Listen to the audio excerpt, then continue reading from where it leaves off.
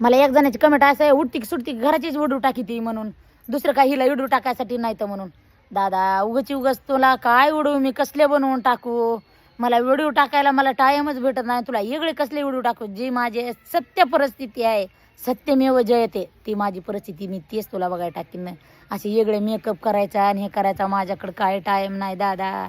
डोकं इचरायचं तर लांबच राहिलं, पोटाला माझ्या भाकर भेटाना गेली, 4 जनावरं 1 गाय रानात बांधली, आवडी माझी इकून टाकली. सकाळा उठायचं नाही, संध्याकाळी तिथं जायचं, सकाळा उठायचं, त्याला वैरण काढी करायची, पुन्हा घरी यायचं, ही माती पांगवायची, पुन्हा इटा टाकायच्या, सिमेंट द्यायचं, माल करायचा, काहीतरी काम करायचं, त्या मिस्त्र्याच्या हातात काम करायचं, आणि पुन्हा इथंच एखादा व्हिडिओ टाईम भेटला की इथंच काढायचा आणि तिथंच टाकायचा. आणि पुन्हा दादा तू म्हणतोस की ही उठती की सुटायची घराची व्हिडिओ टाकी, ती तुम्हीच सांगा कायची व्हिडिओ टाकू. तर माझं इकडे सगळं घरदारी आहे, सगळं मोडलंय, झोपडं होतं, कुड होता, ते कुड काढलाय.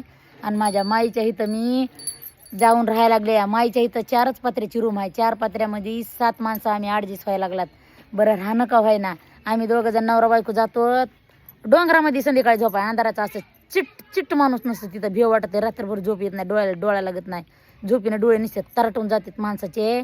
आणि इथं सून आणि ती राहते. तर अवकाळ गाबण्याचा पाऊस आला आज तर माहिती का, चौकून तर बदा घर गळायला लागलं माहिती का ते माझ्या माईचं बी.